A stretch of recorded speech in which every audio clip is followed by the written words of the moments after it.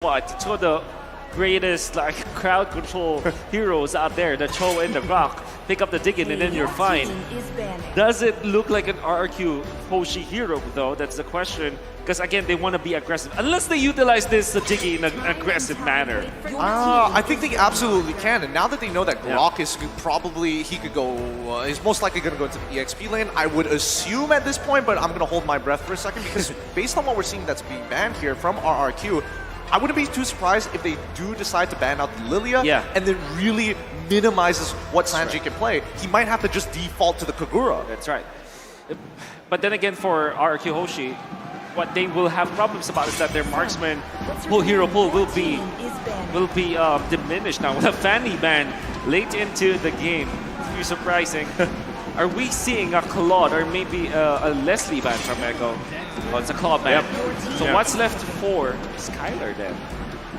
Unless we see something new like we did in a couple previous days, right? Where we saw Melissa, Moskov. You have those options because a lot is banned out here. So really it's kind of up to what position you want to allow Skylar to be in, right? When you have this Digging, when you have this Eve, you have to play around that and allow your gold lane to shine, especially across from you as a carry who has been dominating in terms of marksman picks, gold lane picks, and you know how much she's going to be shredding those initiators. Oh, here we go, the next lock-in coming in from RRQ. It's going to be Karina. Okay, I like it, I like it. At least Karina can get on top of the carry. Finally. Okay, they're shaking things up. I was expecting the Barats too. Hilda as well as the Valentina. I'm surprised that RRQ didn't pick it for themselves, the Valentina in particular, but nicely done. I think Echo, this is looking like a really solid draft. Yeah, is this a Cho jungle or a Cho Grok jungle? Most likely. Unless they decide to flex the Cho, right? But I think it's a Cho jungle myself. It's the proof that I'm still okay. alive. Well, we haven't talked about Brody much. I would say that it's rather 50-50 in terms of Brody alone, right? You really need to be able to scale up. You really need to be able to get your marks off and then the torn apart memories. The damage can be great, but still, like what we saw, you could say the same thing about Beatrix last game. Damage can be phenomenal, but if you can't actually get in range, you can't get the targets you need to, that's where it struggles. I guess for the side of RRQ Hoshi, they now have to play the RRQ Hoshi way where they are very aggressive. Don't let this composition coming out from Echo to build up when it comes to the momentum and the farm. Carry will be a problem in the latter portions of the game. They have to make sure that this Brody-Karina duo carry should output the damage in the early to the mid game. Well, we're going to find out in just a couple seconds as we're loading up here. Again, Echo taking the first blood in the series. Best of 5, Land of Dawn beckons. And we're jumping into game number 2. All right, here we go. Let's see how game 2 is going to present itself here, especially with the way the lanes could possibly end up turning around. I'm a little worried because, again, it really depends on where Yaoi kind of wants to go. He could technically help out a lane. He could technically instantly look for these invades. But I think overall, it's better to help out that laner because Brody is going to bully Benny QT for a majority of this game. Yeah, how do you feel about that, Wolf? I mean, especially with those matchups, even Carlo Tizzi on this Cho, are they going to get that much value out of it, or are they going to be relying more so on Yaoi to just cause havoc? Yeah, I think that Carlo Tizzi is more like he's going to be the frontliner. This Cho will not be like a sniping Cho with those flickers because this is a retribution Cho. So you're kind of first in, and then Sanford and Yaoi will be the ones to kind of give up, find the better targets. For example, Yaoi can just skip the front lines, get to the back lines, find Clay, and pressure those backliners for RRQ Hoshi instead of like Cho looking for the better targets. Oh, but up outside, R7 might be in a little bit of trouble. It gets full hit by the power of nature called TZ. He's going to hit 4 off of this. R7 might want to get out of there for now, but Albert on the opposite side of the map already just hitting his level 4, just power farming his way.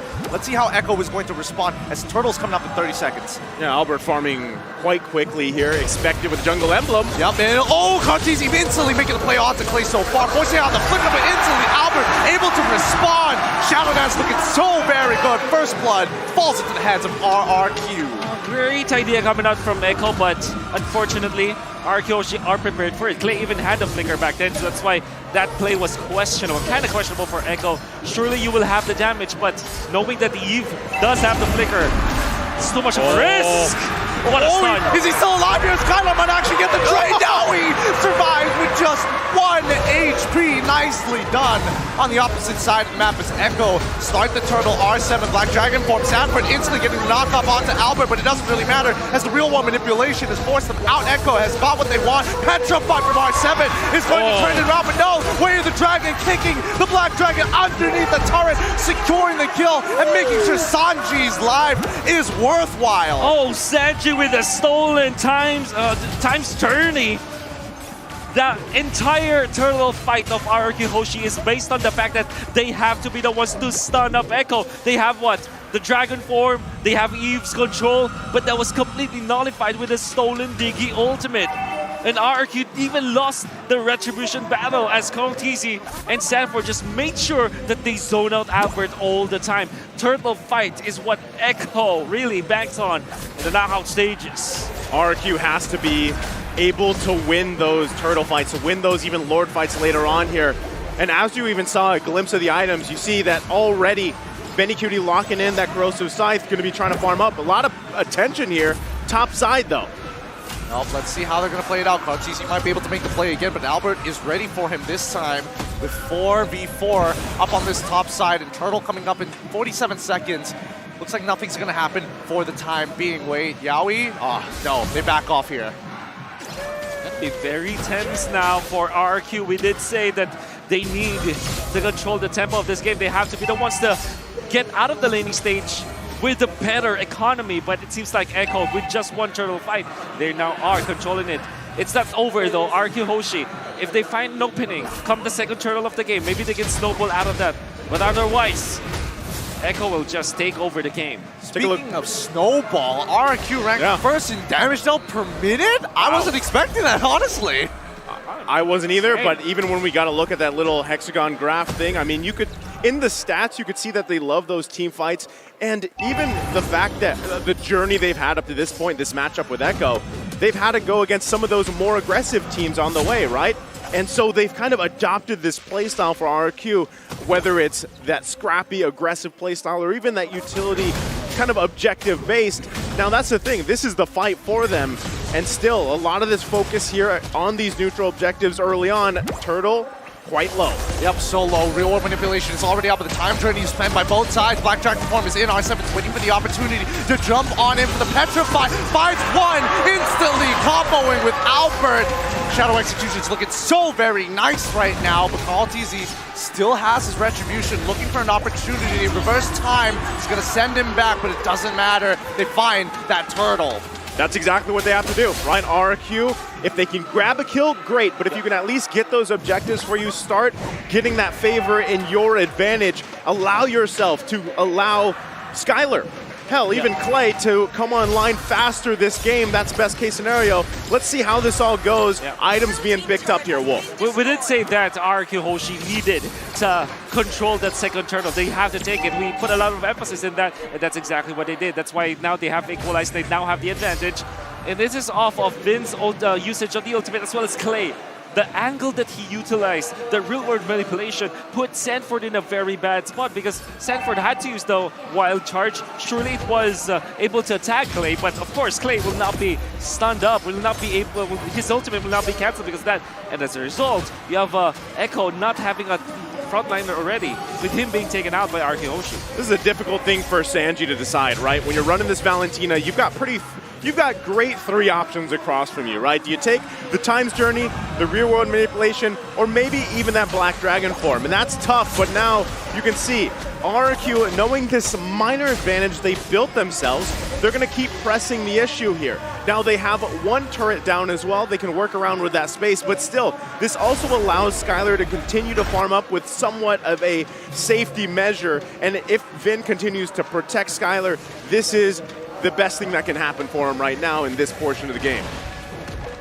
I think for the most part of it, right, bottom side, R7's got to be careful here. If he jumps on forward, Benny QT is going to kill him. So now they're dividing and conquering. 3 on top side, 2 on bottom. Sanford finds an angle for a flicker wild charge, which almost resulted into a kill. R7 is still alive. Black Dragon wants to get on out of there as Tier 1 falls. Tier 2 is the next to drop. Man. I was just about to say, there was a lot of focus on Hoshi up top lane. If R7 keeps himself alive and defend the turret up down bottom, that will be a favorable trade for RRQ Hoshi.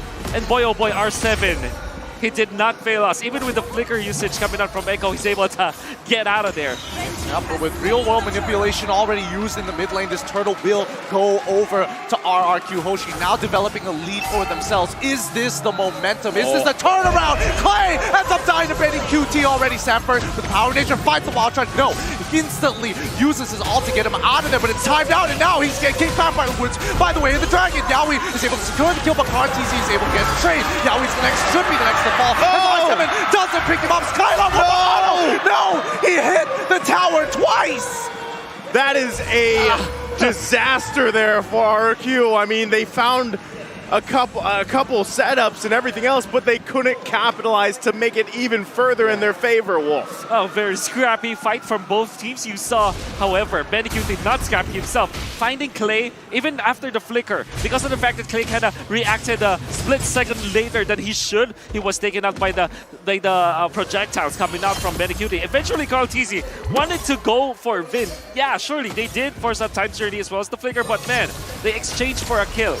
And Carl TZ dying twice already in this game. That's not good for Echo. Oh, the damage coming in from Skylar as well. Yeah, picking up right there, that moment before he popped that torn apart memory, he picked up the Malefic Roar. You can see it, right? Skylar's in a comfortable position now, has the items that he needs on this Brody, can continue to put pressure wherever he decides to be. You see Vin and Clay parking themselves a lot of times around him, because if anyone gets trapped in that death box, it's going to be tough for them to deal with. But still at this point, RQ now a little bit of a comfortable lead to work with.